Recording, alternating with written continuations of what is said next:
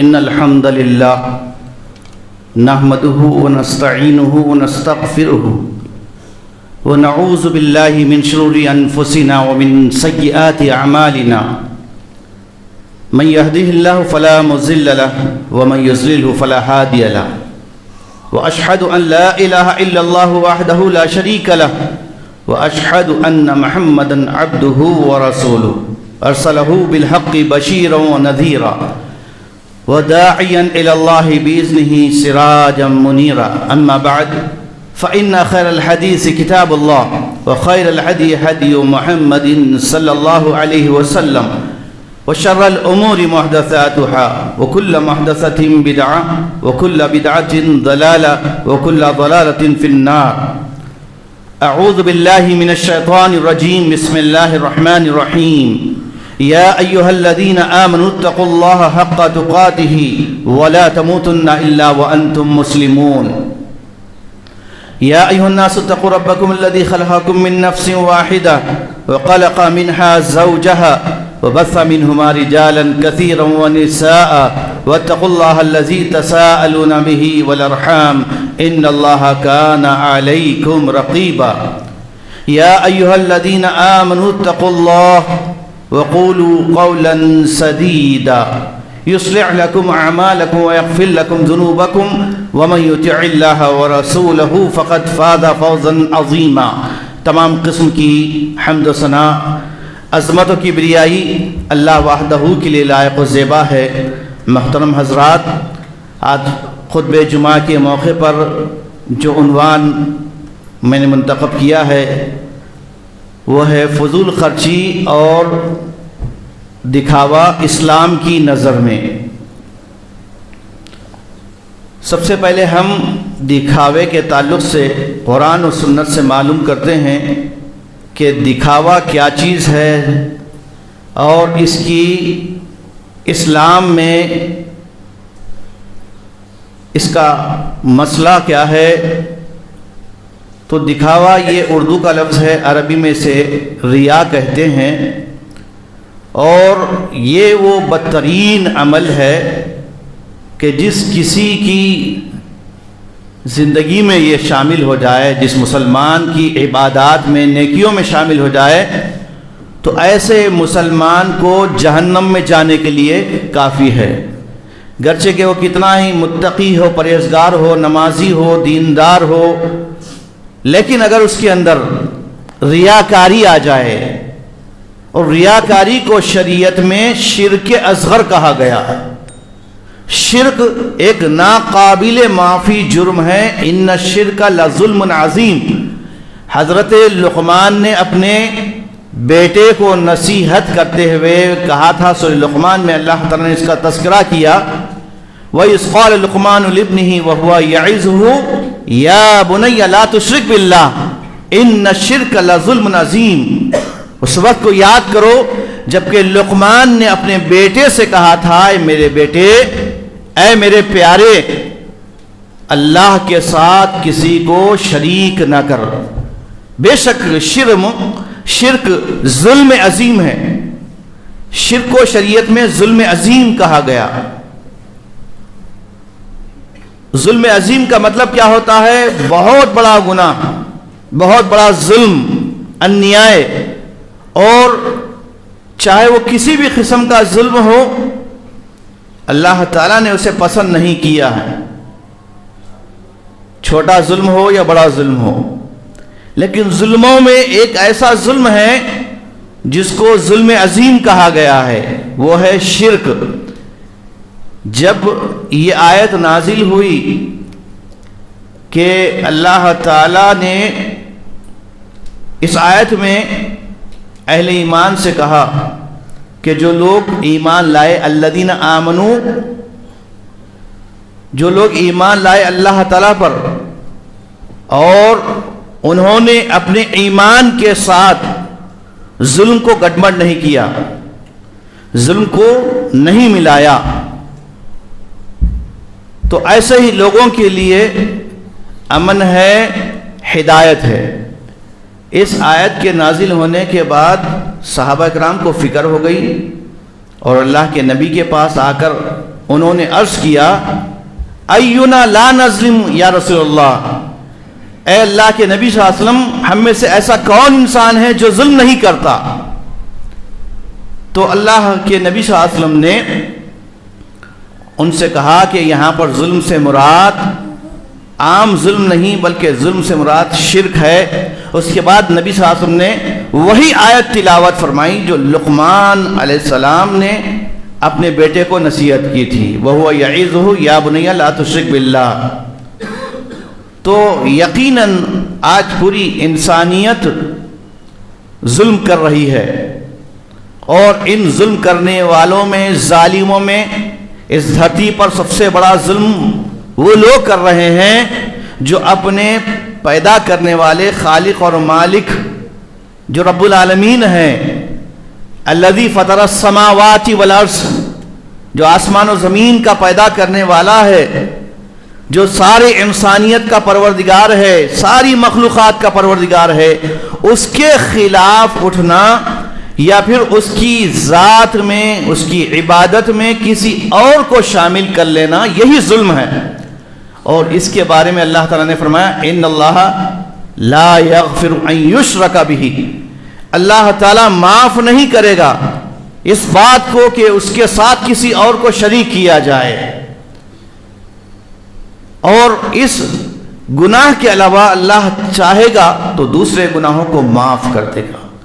ایک دفعہ اللہ کے نبی صلی اللہ علیہ وسلم نے فرمایا کہ اگر اللہ کے پاس بندہ زمین و آسمان کے برابر گناہ لے کر آ جائے تو اللہ تعالیٰ اس کو معاف کر دے گا، لیکن اگر اس نے میرے ساتھ شرک نہ کیا ہو تب معاف کر دے گا۔ تو زمین و آسمان کے برابر تو کوئی انسان اتنے زیادہ گناہ نہیں کر سکتا، لیکن اللہ کی رحمت کی انتہا دیکھیے، اللہ کی رحمت اتنی وسیع ہے، لیکن شرط رکھی ہے اس نے شرط رکھی ہے، وہ شرط میں ہر انسان پورا اترنا۔ وہ شرط کیا ہے؟ اس کی ذات میں کسی اور کو، اس کی عبادت میں کسی اور کو ساجھی یا پارٹنر یا شریک نہیں ٹھہرانا۔ اگر یہ ہے تو پھر اس کی کوئی عبادتیں قبول نہیں ہیں۔ آج ہماری سلفیت کی دعوت، اہل حدیث کی دعوت پوری دنیا میں یہی ہے۔ اسی وجہ سے دنیا کے تمام مذاہب کے ماننے والے، بلکہ جتنے مسلمانوں میں فرقے ہیں، ان تمام فرقوں کو سب سے زیادہ الرجی اور تکلیف کس سے ہے؟ سلفیوں سے، اہل حدیث سے۔ کیوں؟ کہ یہ لوگ جو ہے تشدد کرتے ہیں، یہ لوگ زیادتی کرتے ہیں۔ ارے کتنی بڑی ناانصافی ہے! تشدد کون کرتا ہے؟ جو اس زمین پہ اللہ کا کھاتا ہے، پیتا ہے، اس کی روزی کھاتا ہے، ہر لمحہ اللہ کے انعامات اکرامات کی بارشیں رحمتیں ہو رہی ہے، پھر بھی اللہ کو چھوڑ کر کسی اور کے سامنے جھک رہا ہے، یہ بڑا متشدد ہے، یہ بڑا ظالم ہے، یہ بڑا جو ہے حرامی ہے۔ اور جو اللہ کی عبادت کرتا ہے، اس کی عبادت میں کسی اور کو شریک نہیں کرتا، وہ اکیلا، اس کو اکیلا مانتا ہے، تو یہ سب سے بڑا انصاف کرنے والا ہے۔ تو سب سے زیادہ ہم مسلمانوں کو کس بات کی فکر کرنا ہے؟ شرک سے بچنے کی فکر کرنا ہے۔ اور شرک میں دو قسم کے ہیں، دو قسم کے شرک ہے، الشرک الاکبر والشرک الاصغر۔ ایک ہے بڑا شرک۔ کیسا بڑا شرک ہے وہ؟ اللہ کو چھوڑ کر کسی اور کی پوجا کرنا، پرستش کرنا، یہ شرک بھی ہے، کفر بھی ہے۔ اور اللہ کی ذات میں کسی اور کو شامل کر لینا۔ مثلا عبادت ہے، عبادت کی کئی قسمیں ہیں، نماز عبادت ہے، نظر عبادت ہے، قربانی عبادت ہے، طواف کرنا عبادت ہے، سجدہ کرنا عبادت ہے، یہ سب اللہ کا حق ہے، یہ اللہ کا حق ہے، تو بندوں پر فرض ہے کہ وہ اللہ کا حق اللہ ہی کو دے۔ ایک دفعہ حضرت معاذ رضی اللہ عنہ اللہ کے نبی صلی اللہ علیہ وسلم کے ساتھ تھے، اللہ کے نبی صلی اللہ علیہ وسلم نے ان سے کہا یا معاذ، صحابہ کرام کیسے تھے دیکھیے، ایک دفعہ آواز دی تو جواب میں کیا کہا؟ لبیک و سعدیک یا رسول اللہ، اے اللہ کے نبی صلی اللہ علیہ وسلم میں حاضر ہوں۔ پھر آپ نے ان کو پھر نام لے کر پکارا، یا معاذ. 3 مرتبہ اللہ کے نبی صلی اللہ علیہ وسلم نے یہ جملہ کہا. تو نبی صلی اللہ علیہ وسلم کی تعلیم کا مقصد کیا تھا؟ لوگ جو ہے آپ کی بات کو غور سے سنیں، سن کر سمجھیں، سمجھ کر عمل کریں. تو آدمی کب سنے گا؟ جب کو سنائی دے اور جب اس کو سمجھ میں آئے. تو اس لیے اللہ کے نبی صلی اللہ علیہ وسلم کا یہ اصول تھا تربیت کا کہ ان کا نام لے کر پکارتے تھے اور 1 سے 3 دفعہ وہ جملے کو دہراتے تھے. پھر آپ نے فرمایا اتدرون ما حق اللہ علی العباد وما حق العباد علی اللہ. اے معاذ تمہیں پتا بھی ہے کہ اللہ کا حق بندوں پہ کیا ہے اور بندوں کا حق اللہ پر کیا ہے؟ تو حضرت معاذ نے کہا اللہ و رسولہ عالم، اللہ اس کے رسول کو بہتر معلوم ہے. تو اللہ کے نبی صلی اللہ علیہ وسلم نے اس کا جواب یہ فرمایا حق اللہ علی العباد ان یعبدوا اللہ ولا یشرکوا بہ شیئا. اللہ کا حق یہ ہے کہ بندے صرف اللہ ہی کی عبادت کرے، اس کے ساتھ کسی کو شریک نہ کرے. جب بندہ اللہ کے ساتھ کسی کو شریک نہیں کرتا ہے، صرف توحید خالص اختیار کرتا ہے، اسی کی عبادت کرتا ہے، تو اللہ کا حق بندے پر کیا بنتا ہے؟ دیکھیے اللہ یعذب من لا یشرک بہ شیئا، کہ اللہ تعالیٰ ایسے بندوں کو عذاب نہیں دیتا جو اس کے ساتھ شرک نہیں کرتے، جو توحید میں پکے ہوتے ہیں، جو اللہ ہی کی مانتے ہیں، جو اللہ کی اطاعت کرتے ہیں. اللہ اس کو جہنم میں نہیں ڈالے گا، جہنم سے بچا لے گا. جہنم کا عذاب بہت ہی بڑا عذاب ہے. اتنا بڑا عذاب ہے کہ اس میں جہنم کی آگ اتنی سخت ہے کہ دنیا کی تمام آگ کو، لکڑیوں کو جمع کر دیا جائے، پورے جنگلوں کی لکڑیوں کو جمع کر دیا جائے اور اس کو جلایا جائے، تو دنیا کی جتنی آگ ہوگی وہ جہنم کی آگ میں کا 1% ہوگا، 70% میں سے 1% ہوگا. تو یہ جہنم ہے. کس لیے تیار کیا اللہ نے؟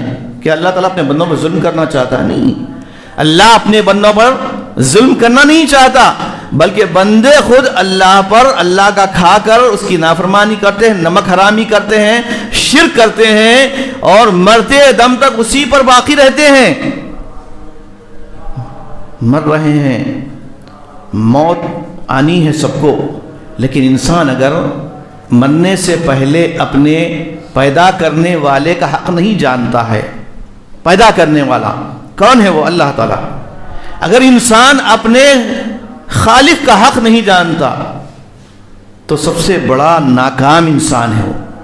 مرنے سے پہلے اگر اللہ نے توفیق دی اور کسی کے دعوت دینے سے، سمجھانے سے اس بندے نے کلمہ پڑھ لیا خلوص دل سے، تو اس کے لیے وہ حدیث ہے جو اللہ کے نبی نے فرمایا من مات وهو لا يشرك بالله شيئا دخل الجنہ. جو شخص اس حالت میں وفات پاتا ہے کہ اللہ کے ساتھ اس نے مرتے وقت یا مرتے دم تک کسی کو شریک نہیں کیا ہے، تو اللہ تعالیٰ اس کو جنت میں داخل کرے گا.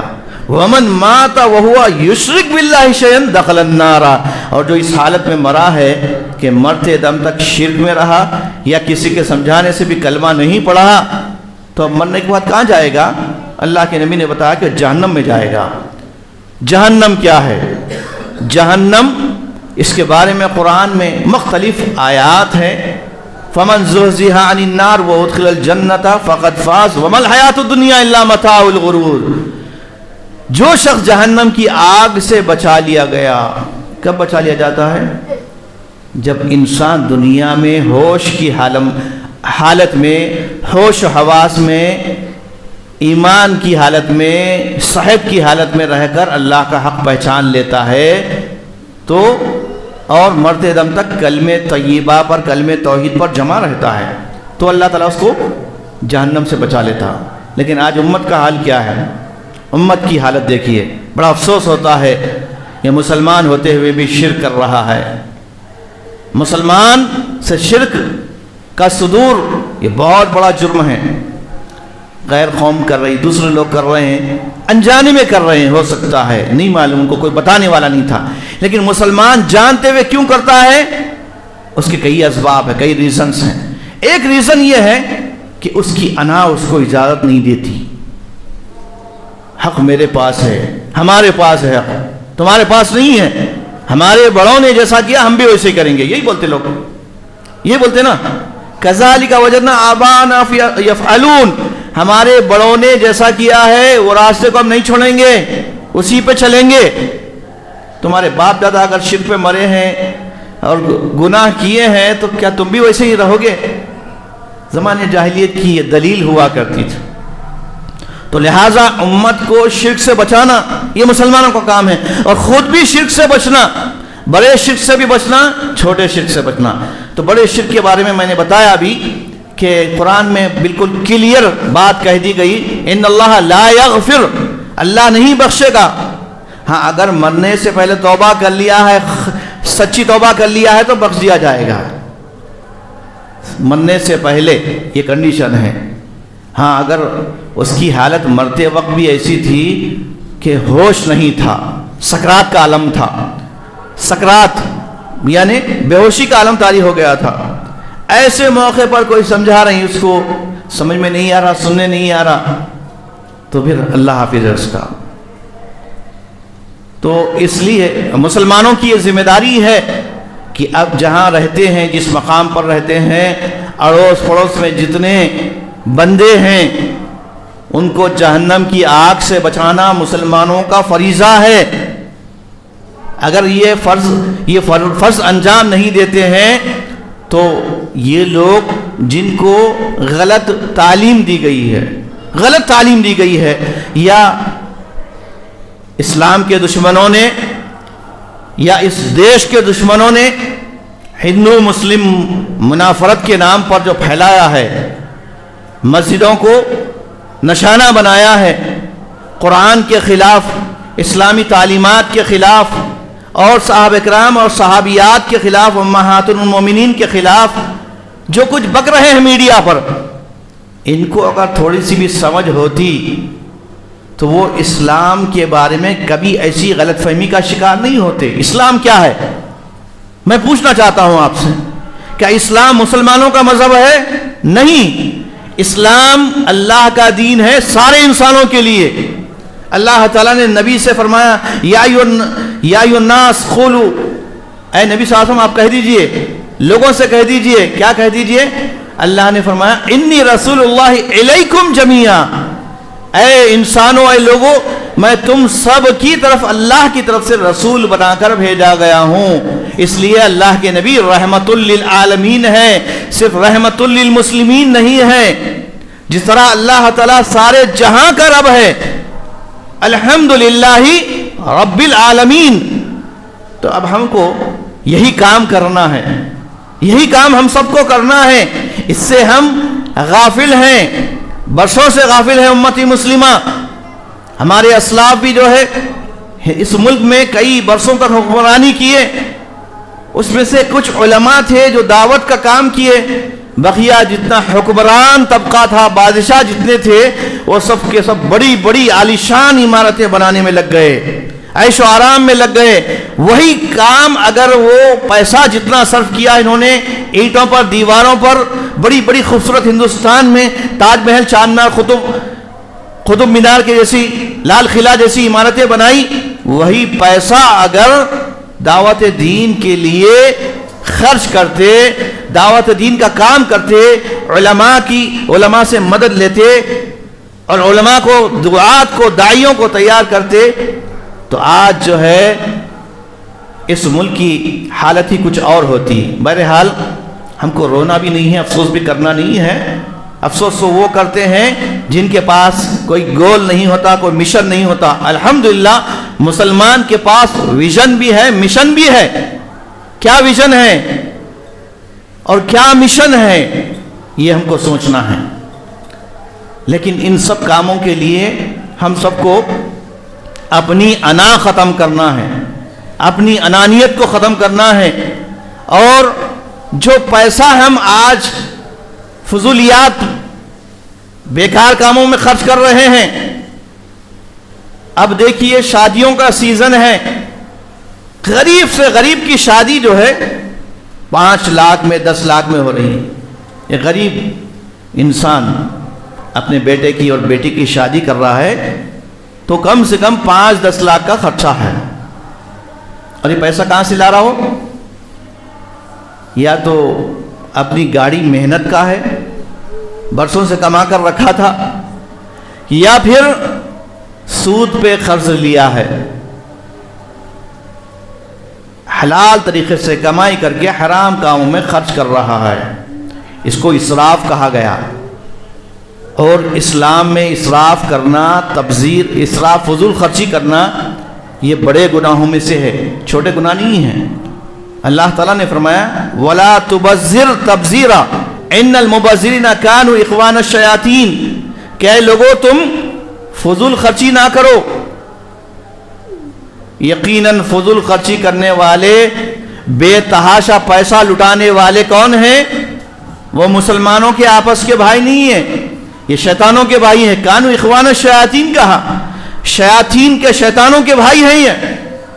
تو ہم مسلمانوں کے بھائی بننا پسند کریں گے یا شیطانوں کے؟ آپ بالکل اپنے مسلمان بھائیوں کو جو شیطان کے بھائی بن چکے ہیں، آپ بالکل ایسی شادیوں میں جائیے جہاں پر بے تحاشا خرچہ ہو رہا ہے. آپ ان کو اس دعوت میں شریک ہو کر ان کو نصیحت کر کے اور ان کو سمجھا کر واپس ہو جائیے. یہ آپ کا فریضہ ہے، ان کو نصیحت کرنا. کیونکہ برائیاں کب پھیلتی ہے؟ سماج میں برائیاں کب پھیلتی ہے؟ جب سارے لوگ جو ہے اس میں شریک ہو جائیں.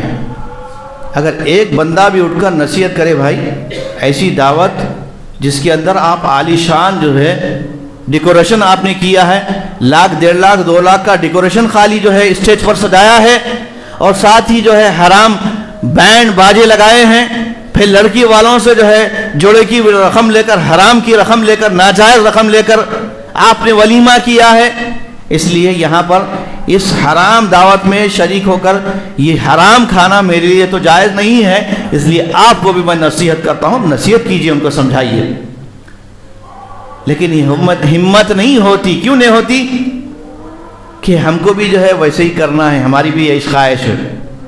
ہر آدمی سوچتا ہے کہ شادی کا معاملہ، شادی بار بار نہیں ہوتی. بیوقوف کو نہیں معلوم 4 بار بھی ہو سکتی ہے. بعض لوگ بولتے، گھر کے بڑے بوڑھے عورتیں بولتی بار بار ہوتی کیا خوشی؟ ہمیشہ تو نہیں آتی نا. اس لیے جو ہے یہ شادی کے لیے اہتمام اتنا، ایسی تیاری ہوتی ہے کہ 2-2 3-3 مہینے سے تیاریاں ہو رہی ہیں. کیا ہے یہ؟ اسراف، فضول خرچی، بیکار کی چیزیں. 1 جوڑے 2 جوڑے بس کافی ہے. دلہن کے لیے 35-40 چپلوں کے جوڑے، دلہن کے لیے 40-50 جو ہے کپڑوں کے جوڑے. کون دے رہا ہے یہ؟ غریب لڑکی والے دے رہے ہیں. کس کو دے رہے ہیں؟ ایک بھکاری آیا ہوا ہے، کمانے کے قابل نہیں ہے، اور اس کو جو ہے خدموں پہ کھڑا کر رہے ہیں اپنے داماد کو. تف ہے ایسے لوگوں پر، ایسے نوجوانوں پر. افسوس کا مقام ہے جو عورت کی کمائی پر، عورت کے جوڑے کی رقم پر ولیمہ کرتا ہے اور لوگوں کو دعوت دیتا ہے. مرد کون ہوتا ہے؟ مرد تو وہ ہوتا ہے جو خرچ کرنے والا ہوتا ہے. اللہ تعالیٰ نے مرد کی دلہے کی نشانی قرآن میں بیان فرمائی ہے. کیا کہا؟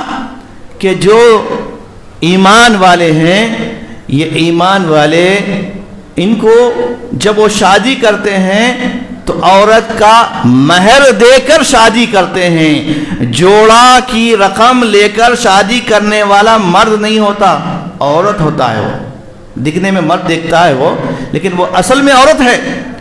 کیونکہ کمانا کس کی ذمہ داری ہے؟ مرد کی ذمہ داری ہے. خرچ کرنا کس کی ذمہ داری ہے؟ مرد کی ہے. یہاں پہ عورت خرچہ کر رہی ہے مرد پر، بننے والے دلہے پر عورت دے رہی ہے. تو یہ اسلام میں جائز نہیں ہے کسی بھی طرح. تو اس لیے ایسی شادیوں کا مکمل بائیکاٹ کریں. ایسی شادیاں جو برائے نام رقعے پر لکھا جاتا ہے النکاح من سنتی، لیکن ایسے مسلمانوں کے لیے سبق ہے کہ جو لوگ صرف خطبے نکاح کی حد تک جو ہے کچھ فارمیلٹیز پوری کر لیتے ہیں، اور یہ نادان دلہا بھی قبول کیا، میں نے قبول کیا 3 مرتبہ کہہ دیتا ہے۔ کیا قبول کیا؟ جورو کا مال قبول کر لیا، یہ بات ہے، جورو کا ناجائز مال قبول کر لیا، اس کے حقوق کو ادا کرنا قبول نہیں کیا۔ اصل میں اس کے حقوق کیا ہیں؟ اللہ کے نبی صلی اللہ علیہ وسلم نے مرد پر حکم دیا وَعَاشِرُوهُنَّ بِالْمَعْرُوفِ کہ اے ایمان والے مردوں، تم عورتوں کے ساتھ اچھا سلوک کیا کرو۔ یہاں پر ہمارے پاس کتنے ایسے واقعات آتے ہیں، حالات آتے ہیں، ہم کونسلنگ کرتے ہیں تو پتہ چلتا ہے ابھی شادی ہوئی 2 مہینے ہی نہیں ہوئے، دونوں میں کھٹ پٹ ہو گئی، لڑائی ہو گئی، یہاں تک کہ طلاق کی نوبت آ گئی، اور پوری طرح آدمی جو ہے تیار ہوگا طلاق دینے کے لیے۔ کیوں طلاق دے رہا ہے؟ ان کی ڈیمانڈ پوری نہیں ہوئی ابھی۔ ساس سسرے بولے کہ ان کو ولیمے کے دن کار بھی دیتے بولے تھے، نہیں دیے۔ اب دیکھیے تناؤ پیدا ہو گیا، جھگڑا پیدا ہو گیا اور طلاق ہو گئی۔ تو آج معاشرے میں ایسے پلنے والے نوجوان ہیں جو سب پہ مصیبت بنے ہوئے ہیں۔ نوجوانوں کے لیے سبق ہے۔ ہمارے نوجوان کیسے تھے؟ محمد بن قاسم، عبد الرحمن بن عوف، ابوبکر صدیق، عمر فاروق، علی بن ابی طالب، عثمان غنی، کیسی شخصیتیں تھیں یہ، جن کی زندگیاں آج ہم سب کے لیے نمونہ ہیں۔ لیکن آج افسوس کا مقام، میں اپنے ٹاپک کے متعلق کچھ ضروری باتیں کہوں گا، نوٹ کر لیجئے۔ آج ہم دیکھ رہے ہیں مسلمانوں کے اندر بھکاریاں زیادہ ہیں۔ کیوں ہیں؟ آپ دوسری قوم میں نہیں دیکھیں گے اتنے بھکاری۔ پرانے شہر میں آ کر دیکھیے آپ، برقع پوش خواتین ہر نکھڑ پر، ہر چورستے پر دوڑ کر آ جاتی ہیں۔ ہم کو شرمندگی ہوتی ہے کہ ایسی برقع پوش عورتیں جو ہے، کیا ان کے مرد نہیں ہیں؟ کیا ان کے بھائی نہیں ہیں؟ کیا ان کے جو ہے ذمہ دار ماں باپ نہیں ہیں؟ پھر یہ جو ہے صبح شام جو ہے روڈوں پر اپنے بچوں کو لے کر برقعے میں پھر رہی ہے بھیک مانگتے ہوئے۔ ایک نہیں ہے، 100 مل جائیں گے ہر چوراہے پہ، دیکھیے آپ۔ پھر گلی کوچوں میں پھرنے والے الگ ہیں۔ تو یہ بھکاری کیوں بڑھ گئے زیادہ؟ اس لیے کہ دینے والے لوگ بھی جو ہے، مرد جو لوگ دیتے ہیں وہ سمجھ کے دیتے ہیں کہ غریبوں کو دینا ثواب ہے، لیکن کس کو؟ یہ پروفیشنل لوگوں کو نہیں ہے۔ غریب کون ہوتا ہے؟ جس کے پاس محنت مزدوری کرنے کے باوجود بھی، دن بھر محنت کرنے کے باوجود بھی اس کے بیوی بچوں کو جو ہے کھانے پینے کا خرچہ پورا نہیں ہو سکتا، تو وہ غریب ہے، وہ مسکین ہے، محتاج ہے۔ آپ اس کو دیجئے، اس کو ثواب ملے گا۔ یہ پھرنے والے کیسے ہیں؟ دن تمام پھرتے ہیں، رات میں پھر جو ہے اپنا کلیکشن پورا جمع کر کے لے جا کے ہوٹلوں میں جو ہے چلر دیتے ہیں، تو کتنا نکلتا ہے؟ 1000، 1200، 1500۔ پھر نشہ بھی کرنے والے ہوتے ہیں لوگ۔ تو بہرحال مسلمانوں کی یہ صورتحال ہے۔ دیکھیے دوسری طرف سود خوروں کی بھی کثرت ہے۔ سود دینا بھی حرام ہے، سود لینا بھی حرام ہے۔ تو سود آدمی کیوں لیتا ہے؟ اس لیے لیتا ہے کہ پہلے تو اس کو علم نہیں ہے کہ سود حرام ہے۔ پہلے علم ہونا چاہیے، سود حرام ہے، حلال نہیں ہے کسی بھی طرح۔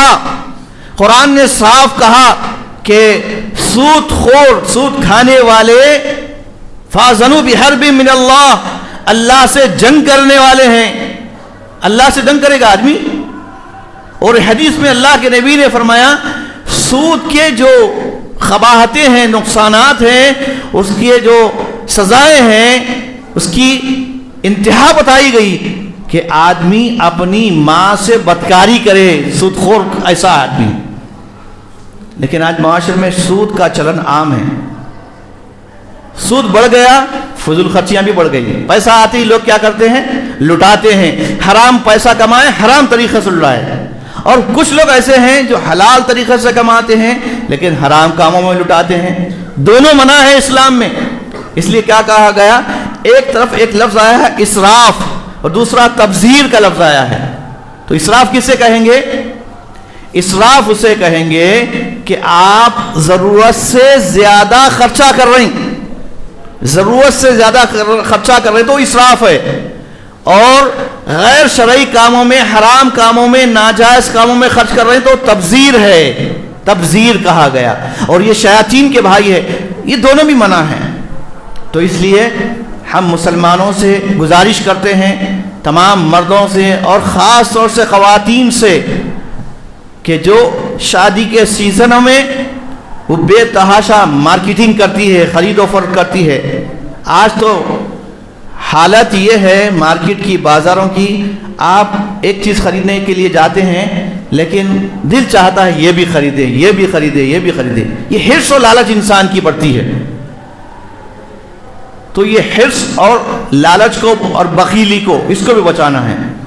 ہم بخیل بھی نہیں بنیں اور اسراف بھی نہ کریں، اعتدال پر رہیں۔ سورہ فرقان میں اللہ تعالیٰ نے عباد الرحمن کی صفات ذکر فرمائی ہیں، اللہ کے جو خاص بندے ہیں۔ اگر ہم بندے اللہ کے خاص بننا چاہتے ہیں تو ہم میں بھی وہ اوصاف ہونی چاہیے۔ کہا کہ الذین اذا انفقوا لم یسرفوا ولم یقتروا وکان بین ذلک قواما۔ عباد الرحمن وہ ہیں جو انفاق کرتے ہیں، خرچ کرتے ہیں، لیکن خرچ کرنے میں اعتدال، میانہ روی سے کام لیتے ہیں، نہ ہی زیادہ خرچ کرتے ہیں نہ ہی بخیل بن جاتے ہیں۔ تو بخیل بھی نہیں بننا ہے، اللہ کو بخالت پسند نہیں ہے، تو ہم کو بخیلی سے بھی بچنا ہے۔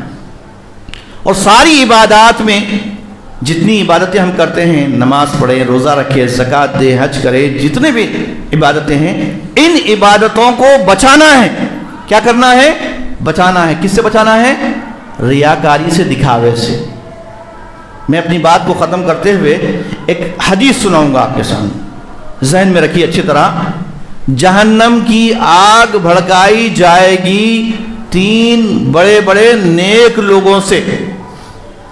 جہنم کی آگ بھڑکائی جائے گی تو 3 قسم کے، 3 آدمی نہیں بلکہ 3 قسم کے، 3 کیٹیگریز کے لوگ رہیں گے جن کو اللہ تعالی جہنم کی آگ جلانے کے لیے ان کو ایندھن کے طور پر، لکڑیاں کے طور پر استعمال کرے گا۔ جہنم میں انسان بھی جائیں گے، پتھر بھی جائیں گے۔ تو اللہ کے نبی صلی اللہ علیہ وسلم نے فرمایا قیامت کے دن جہنم کی آگ نیک لوگوں سے بھڑکائی جائے گی۔ کون سے نیک لوگ؟ سب سے پہلے ذکر آتا ہے جو قاری قرآن تھے، قرآن کے پڑھنے والے تھے، جو قرآن کا پیغام لوگوں کو سنانے والے تھے، اس کی آیات کو پڑھ کر سنانے والے تھے۔ قاری قرآن کہیے یا عالم دین کہیے، ان کو بلایا جائے گا اور اللہ تعالیٰ کہے گا کہ میں نے تجھ پر احسان کیا، تجھے دین کا، قرآن کا علم دیا تھا، تو نے اس سے کیا کیا؟ تو انسان کہے گا اے اللہ میں نے تیرے بندوں تک قرآن پڑھ کر سنایا، تیرا پیغام میں نے پہنچایا ہے۔ تو اللہ تعالیٰ فرمائے گا کذبتا، اے انسان، اے آدمی، اے مسلمان، تو نے جھوٹ کہا، تو نے یہ کام اس لیے کیا، قرآن اس لیے پڑھا، دین کی تعلیم اس لیے کی، تبلیغ اس لیے کی تو نے، تاکہ لوگ تجھے بڑا قاری کہیں، بڑا علامہ کہیں، بڑا مفتی کہیں۔ دنیا کی انسانوں کی زبان سے تجھے تعریف سننا زیادہ پسند تھا، تو نے ان کی زبان سے تعریف سن لی، تیرا نفس موٹا ہو گیا اور تو خوش ہوتا گیا جی میں کہ میں کتنا بڑا اچھا آدمی ہوں۔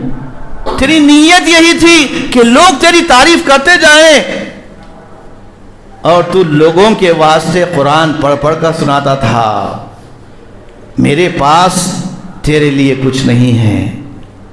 پھر دوسرے انسان کو لایا جائے گا۔ دوسرا انسان کون ہوگا؟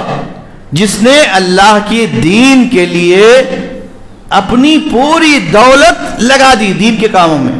اب یہاں یہ بات کو نوٹ کر لیجئے، جو دین کے کاموں میں پیسہ لگا رہے ہیں، نیت بگڑی ہوئی ہے تو جہنم میں جا رہے ہیں۔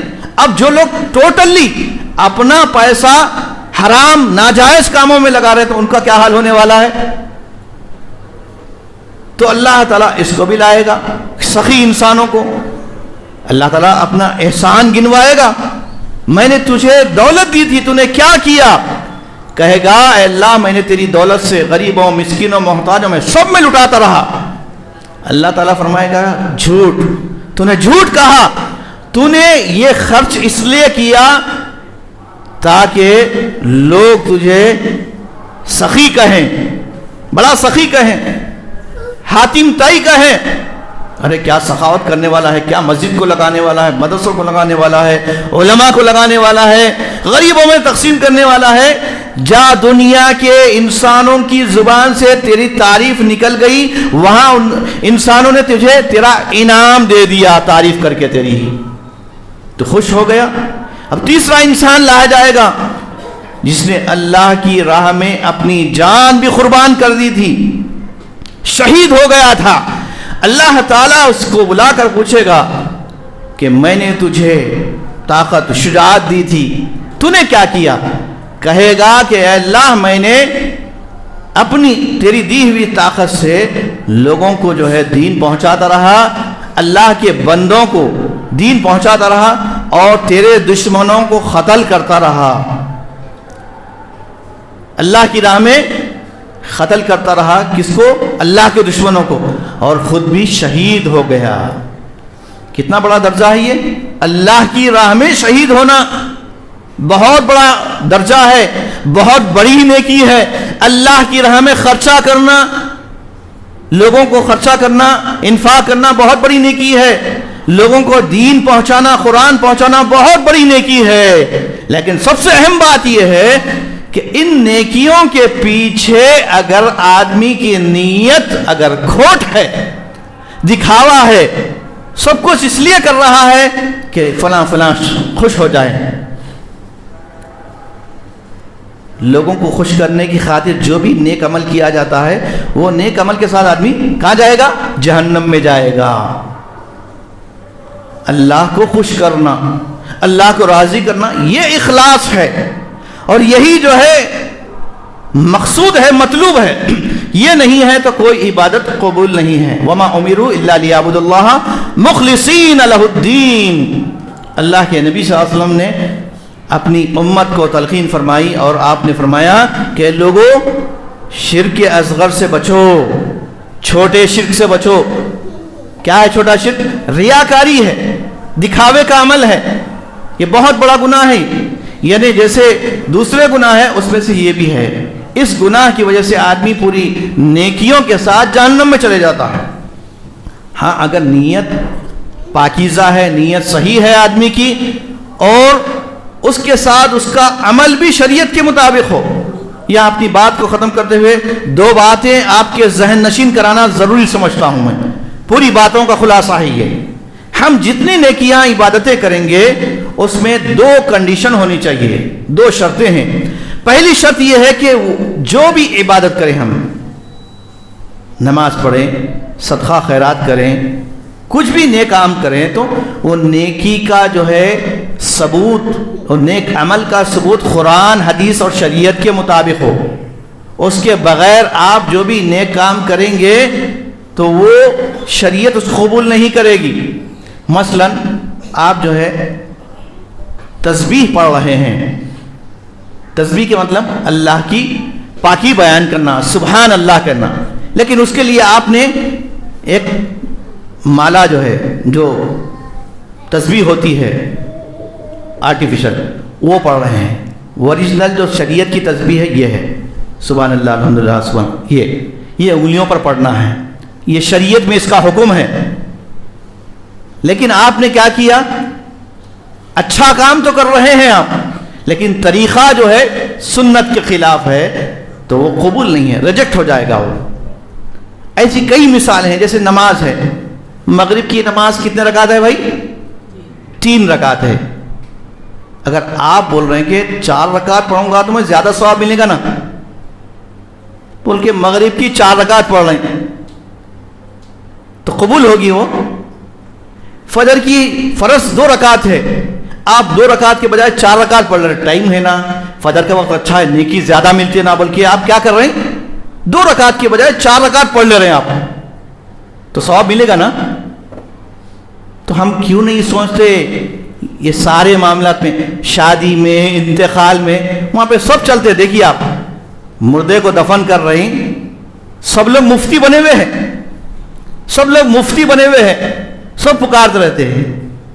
اور کچھ تو لوگ جو ہے نہ کیا بولتے ہیں، نہ ہے لوگ آ کر ابھی تدفین بھی نہیں ہوئے، قبر میں مردے کو اتارا بھی نہیں گیا، نیچے بیٹھ گئے. مسئلہ نہیں معلوم. اچھا میت کو قبر میں کیسا اتارنا ہے وہ بھی نہیں معلوم، اتارتے وقت کیا پڑھنا ہے وہ بھی نہیں معلوم، قبرستان جا کر کیا پڑھنا ہے، زیارت قبور کی دعا نہیں معلوم. تو کیا معلوم ہے مسلمانوں کو؟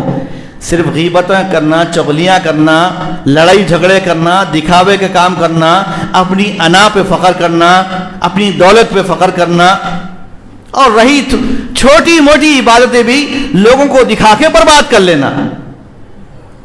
استغفر اللہ.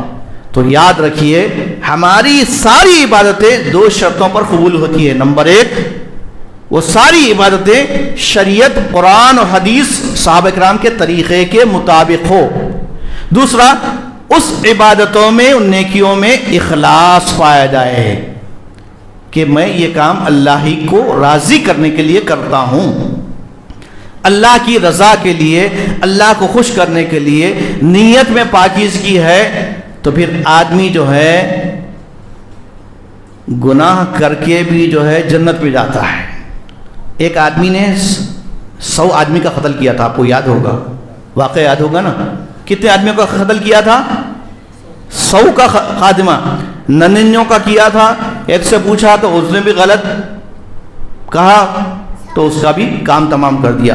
100 آدمی کا قتل کرنے والا انسان کہاں جانا؟ اب عقل تو یہ کہہ رہی کہ بھائی سیدھا جہنم میں جانا ہے نا. لیکن ہوتا کیا ہے دیکھیے، وہ آدمی اب جو ہے نکلتا ہے. ایک عالم صاحب سے، ایک شخص سے پوچھتا ہے کہ بھائی میں 100 انسانوں کے قتل کر دیا ہوں، میری بخشش ہے کہ نہیں ہے؟ تو وہ عالم صاحب یا جو بھی شخص تھا وہ بڑا سمجھدار تھا. اس نے کہا کہ بے شک اللہ تعالیٰ سارے گناہوں کو بخشنے والا ہے. سچی اگر تم نے توبہ کر لی ہے تو اب دل میں وہ سچی توبہ کر لیتا ہے، اب نکل پڑتا ہے. وہ آدمی نصیحت کرتا کہ بھائی تم یہ بستی چھوڑ کے وہ بستی چلے جاؤ، وہاں نیک لوگ رہتے ہیں، ان میں رہ کر تم بھی نیک اچھے بن جاؤ گے. اب یہ آدمی جو ہے 100 آدمیوں کا قاتل ہے اور نکل پڑا ہے. راستے میں ملک الموت پہنچ گئے، روح قبض کرنے والا فرشتہ آ گیا، اس کی روح قبض کر لیا، موت آ گئی. اب وہاں پر 2 فرشتے بھی پہنچ گئے، جنت کا اور جہنم کا، دونوں میں جو ہے بحث ہونے لگی. آخرکار ایک تیسرا فرشتہ اللہ کی طرف سے آیا، آ کر جو ہے اس نے مسئلے کا حل بتایا کہ یہ آدمی کہاں سے نکلا تھا، فلاں جگہ سے. کہاں جا رہا تھا؟ فلاں جگہ جا رہا تھا، نیک بستی میں جا رہا تھا. تو اس لیے اس کی مسافت، اس کا جو ہے ایریا ناپا گیا، تو جس بستی میں جانے والا تھا وہاں کا حصہ اس کو زیادہ مل گیا. تو اللہ تعالیٰ نے اس کو بخش دیا. کس کو؟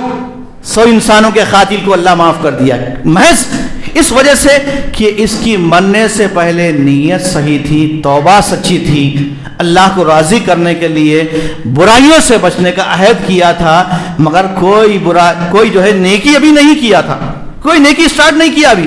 ایسے کئی واقعات سیرت میں، تاریخ میں موجود ہیں. وقت نہیں ہے اس لیے میں اپنی بات کو ختم کرتے ہوئے اللہ تبارک و تعالیٰ سے دعا کرتا ہوں کہ اللہ تبارک و تعالیٰ ہم سب مسلمانوں کو اللہ کی رضا کے لیے خالص عبادتیں کرنے کی توفیق عطا فرمائے.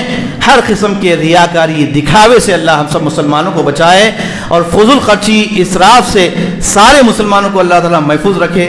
آمین. وآخر دعوانا ان الحمد للہ رب العالمین. سبحان ربک رب العزت عما یصفون، وسلام علی المرسلین، والحمد للہ رب العالمین.